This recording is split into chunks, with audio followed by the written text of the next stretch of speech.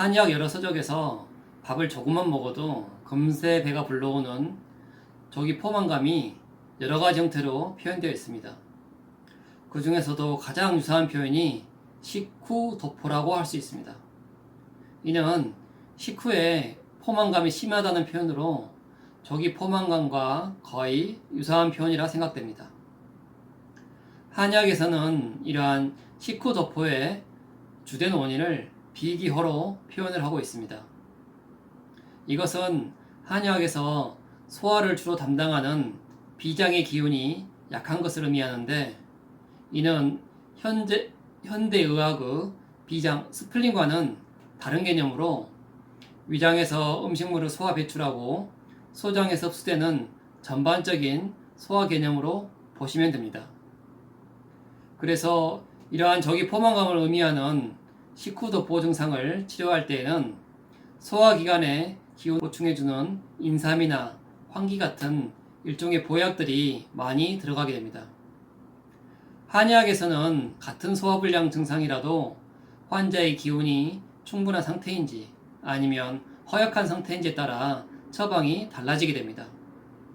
그래서 같은 저기 포만감 환자라도 매우 허약한 환자에게는 비기허증에 사용되는 처방들이 많이 사용이 되지만, 허증이 아닌 경우에는 다른 원인으로 판단하여 다른 처방을 사용하게 됩니다. 즉, 한의학은 같은 저기 포만감이 있는 환자에게도 서로 다른 처방을 할 수 있는데, 이는 동일한 증상에 동일한 약물만을 처방하는 양약과는 크게 다른 점이고 한의학이 가진 장점이라고 할 수 있습니다.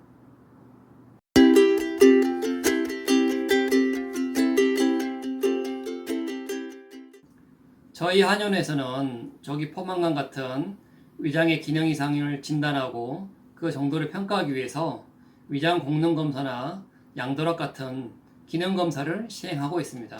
주로 위 저부의 기능 저하로 인해서 나타나는 저기 포만감은 내시경 같은 검사로는 진단을 제대로 하지 못합니다. 왜냐하면 내시경은 위장 안쪽에 염증이나 궤양 혹은 종양처럼 육안적으로 눈에 보이는 해부학적이거나 기질적인 문제를 진단하는 도구이지, 위장의 움직임 이상으로 나타나는 기능적인 문제는 진단을 제대로 하지 못하기 때문입니다.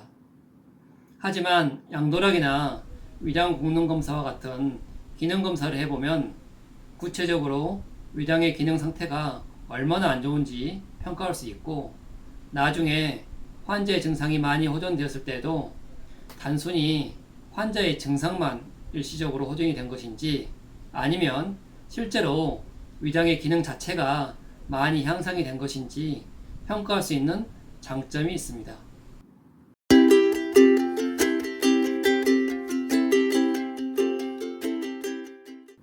첫째, 가능한 식사를 천천히 해야 합니다. 우리나라 사람들 90% 이상이 한 끼 식사를 10분 이내로 한다는 보고가 있습니다.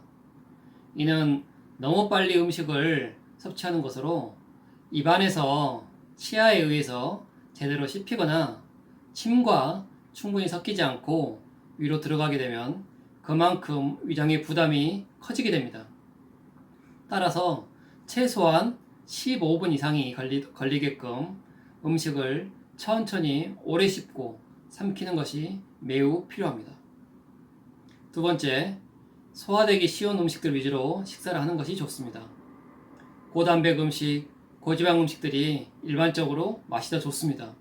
하지만 이러한 고단백, 고지방 음식보다는 탄수화물이 더 소화가 잘 됩니다. 단백질은 꼭 필요한 정도만 섭취하시면 됩니다. 소화되는데 시간이 더 걸리는 육포나 지포 등 건어물 반찬은 많이 드시면 불편할 수 있기 때문에 삼가하는 것이 좋습니다. 증상이 너무 심할 때는 며칠 정도 죽이나 스프 같은 아주 소화가 용이한 음식 형태가 좋습니다. 하지만 너무 장기간 이렇게 죽이나 스프를 드시게 되면 열량이 부족해서 체중이 많이 빠질 수 있고 단백질이 굉장히 부족해지기 쉽습니다. 음식 첨가물이 많이 함유된 편의점 음식이나 인스턴트, 패스트푸드 같은 소화시키는데 힘들고 자율신경이나 장내 세균에 나쁜 영향을 미칠 수 있는 음식들은 삼가하는 것이 좋습니다. 세 번째, 일정량 이상의 식사를 꼭 유지해야 합니다. 많은 환자분들이 속이 불편하다는 이유로 특히 저기 포만감 환자들이 더욱 그러한 경향이 많은데 점점 식사량을 줄이게 됩니다. 이는 매우 좋지 않은 방법으로 식사량을 너무 줄이게 되면 일시적으로는 위장의 부담이 덜해서 속이 조금 덜 불편할 수는 있어도 섭취하는 칼로리가 너무 줄어서 나중에는 체중이 지속적으로 감소할 수 있기 때문입니다. 그래서 저기 포만감 환자들에게 저체중 환자를 많이 볼 수 있고 체중 감소와 섭취 에너지 부족으로 무월경이나 월경불순, 어지럼증, 빈혈, 손발저림, 이명 등과 같은 다양한 신체 증상을 볼 수 있습니다. 속이 약간 불편하더라도 저체중이 되지 않을 정도의 일정한 식사량을 유지하면서 치료를 하는 것이 무엇보다 중요합니다. 네 번째, 식사량이 적더라도 꼭 일정량의 단백질을 섭취해야 합니다.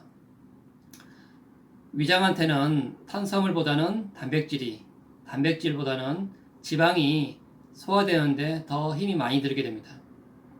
그래서인지 저기 포만감을 비롯한 위장병 환자들은 소화되기 힘든 단백질이나 지방을 잘 안 드시고 탄수화물 위주의 소량의 밥이나 죽 같은 것을 많이들 선호하게 됩니다.